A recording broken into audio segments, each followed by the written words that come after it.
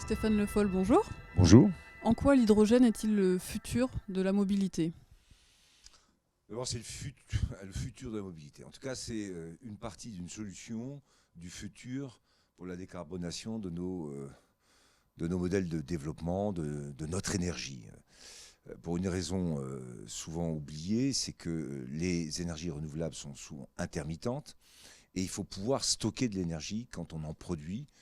Et c'est pas forcément quand on en consomme qu'on l'a, cette énergie. Donc il faut être capable d'assurer cette flexibilité entre les moments où on produit et les moments où on consomme. Et l'hydrogène, à ce moment-là, est très utile, puisque quand vous faites tourner des éoliennes, elles peuvent produire plus à un moment où il n'y a pas forcément de consommation. C'est de l'énergie qui est perdue. Là, vous pouvez la stocker. De la même manière, sur des panneaux photovoltaïques, quand vous êtes avec un niveau de consommation électrique où la production trouve son débouché sur la consommation, il n'y a pas de souci. Quand vous produisez plus que ce que vous consommez, c'est perdu. Il ne faut pas le perdre, il faut le stocker. On peut le stocker dans des batteries, mais on peut aussi le stocker avec l'hydrogène. Et où l'hydrogène est très intéressante, c'est qu'elle a une intensité énergétique très importante et qu'elle est très... j'avais pas dit, c'est utile, oui, c'est très optimal, en particulier pour ce qui est de la mobilité des gros transports, que ce soit dans les bateaux, que ce soit sur le train, que ce soit sur les camions, que ce soit sur les bus, que ce soit sur les bennes à ordures. Autant de domaines où cette intensité énergétique est très utile pour la mobilité. Donc voilà pourquoi l'hydrogène devient un sujet qui intéresse beaucoup de monde. D'abord parce que c'est un gaz qui est quand même assez présent dans la nature, très même, et il faut pouvoir à partir de là l'utiliser, je l'ai dit, avec un objectif de flexibilité de l'intermittence des énergies renouvelables. Et puis après, c'est une fois qu'il est stocké et compressé, c'est beaucoup d'énergie. Et c'est utile. C'est pour ça que, par exemple, on est aujourd'hui sur le circuit des 24 heures et que dès 2024, des prototypes courront les 24 heures contre les voitures thermiques. C'est pas une course entre voitures hydrogène, c'est contre les voitures thermiques.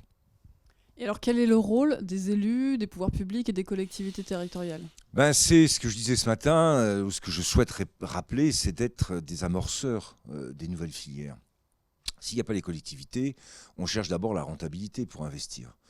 Et on se dit, dans combien de temps je vais retrouver la rentabilité de mon investissement. Une collectivité peut faire des choix d'investissement au nom de l'intérêt général, c'est-à-dire de la lutte contre le réchauffement climatique, en offrant par ces investissements des outils au développement de l'hydrogène, au développement des énergies renouvelables. Et c'est ce que nous faisons au niveau de la métropole et du pays du Mans. Eh bien, c'est ces choix d'investissement qu'on va faire. Et c'est ça qui est très important. Des privés ne peuvent pas le faire. Je prends l'exemple des bennes à ordures ménagères. Aujourd'hui, une benne à ordures hydrogène, c'est 3 fois le prix d'une benne à ordures diesel.